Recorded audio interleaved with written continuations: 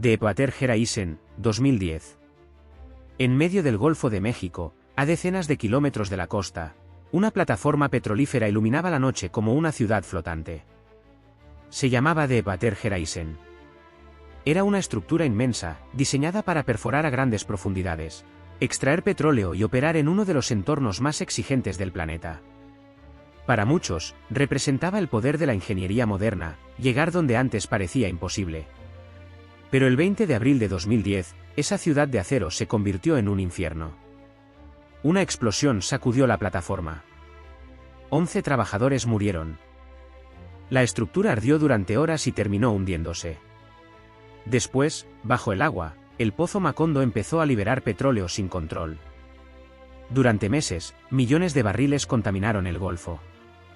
Lo que comenzó como un accidente industrial se convirtió en uno de los mayores desastres ambientales de la historia de Estados Unidos. Deepwater Horizon no era una plataforma cualquiera.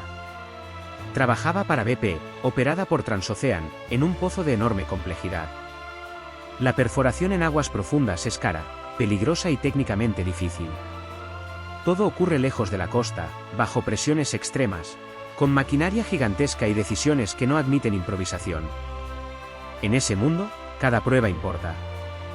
Cada lectura de presión importa. Cada señal extraña debería ser tratada como una alarma. Pero en la práctica, la presión económica y los retrasos pueden influir en la forma en que se interpretan los riesgos. Y en Macondo había señales preocupantes. Antes de la explosión, se realizaron pruebas para comprobar si el pozo estaba correctamente sellado. Los resultados fueron confusos. Había lecturas que no encajaban. Había datos que podían indicar que hidrocarburos estaban entrando donde no debían. En una operación así, la duda debería inclinar la balanza hacia la máxima prudencia. Pero se tomaron decisiones que permitieron continuar. Poco a poco, el pozo empezó a comportarse como una amenaza viva. Gas y petróleo subieron por la tubería. La presión aumentó. La situación se descontroló. En la noche del 20 de abril, el gas alcanzó la plataforma. Y entonces llegó la explosión. Los trabajadores sintieron primero el golpe, después el fuego. La plataforma se estremeció. Equipos quedaron destruidos. Alarmas, humo, oscuridad, metal retorcido. Algunos hombres corrieron hacia botes salvavidas. Otros quedaron atrapados. El caos fue inmediato. En una instalación marítima, escapar no es simplemente salir a la calle. Estás rodeado de mar. De noche. Con fuego.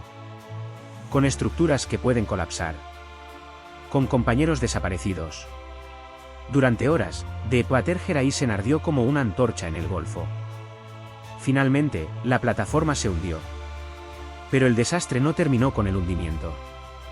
En realidad, acababa de empezar. A más de 1500 metros bajo la superficie, el pozo seguía abierto. El petróleo salía al mar. No en una pequeña fuga. En una hemorragia constante.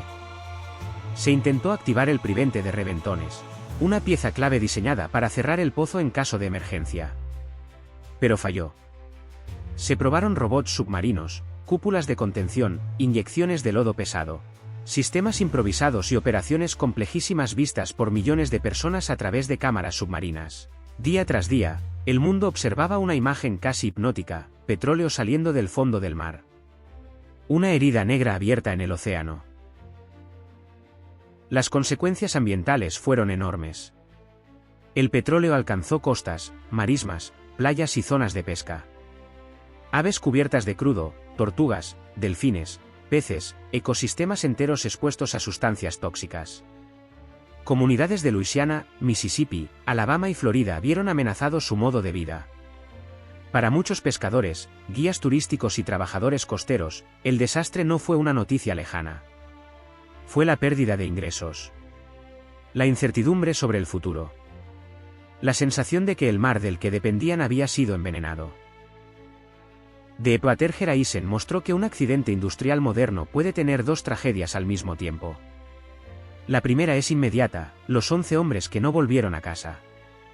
La segunda es lenta: la contaminación, las demandas, los estudios, las enfermedades denunciadas, las economías locales dañadas y la larga batalla por reparar algo que nunca vuelve exactamente a ser igual.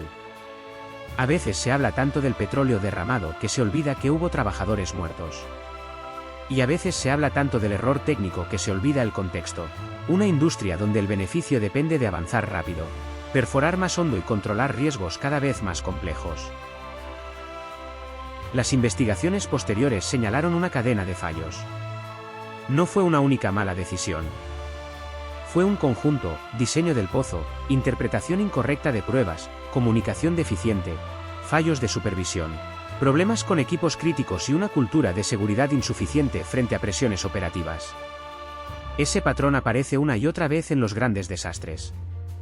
La catástrofe rara vez nace de una sola causa. Nace cuando varias barreras de seguridad fallan una tras otra. Cuando una alarma se racionaliza. Cuando una lectura extraña se explica de forma conveniente. Cuando el calendario pesa más que la duda. El pozo fue finalmente sellado meses después. Pero sellar un pozo no significa cerrar una historia. Las consecuencias legales, económicas y ambientales continuaron durante años. BP pagó miles de millones en multas, compensaciones y costes de limpieza. Se revisaron normas de seguridad. Se analizaron fallos. Se prometieron mejoras. Pero la pregunta de fondo siguió ahí. ¿Puede una industria que trabaja con riesgos extremos permitirse una cultura donde la presión de costes empuje contra la prudencia? La respuesta debería ser no. Pero Deepwater Horizon ocurrió porque, en la práctica, esa tensión existía. Hay algo especialmente inquietante en este desastre. No ocurrió en una tecnología primitiva. No ocurrió por ignorancia absoluta. Ocurrió en una operación de alta ingeniería, con expertos, sensores, manuales, empresas multinacionales y sistemas supuestamente diseñados para evitar precisamente lo que pasó. Eso debería hacernos más humildes. La tecnología avanzada no elimina el error humano. Lo amplifica si la cultura que la rodea es débil.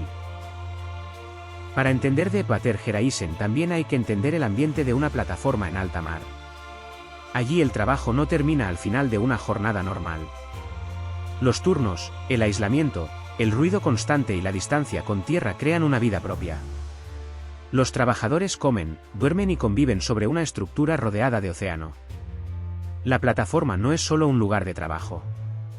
Durante semanas, es su casa. Por eso la explosión tuvo una dimensión tan brutal. No fue una emergencia en una fábrica donde se puede correr hacia la calle. Fue una emergencia en mitad del mar. Cada ruta de evacuación, cada bote, cada alarma y cada entrenamiento importaban. Cuando las llamas aparecieron, los trabajadores tuvieron que decidir en segundos cómo salvarse en un entorno diseñado para producir, pero obligado también a proteger vidas. Después, cuando el foco mediático se centró en el petróleo derramándose bajo el agua, muchas familias sintieron que los 11 fallecidos quedaban en segundo plano. Es comprensible que el daño ambiental captara la atención del mundo, porque fue inmenso. Pero la historia completa empieza con personas concretas que estaban trabajando aquella noche y no regresaron. Ese equilibrio es importante. Deepwater Horizon fue un desastre ecológico, sí, pero también fue un desastre laboral. El petróleo manchó el mar durante meses. La pérdida humana manchó para siempre la memoria de quienes habían confiado en que aquella plataforma era segura.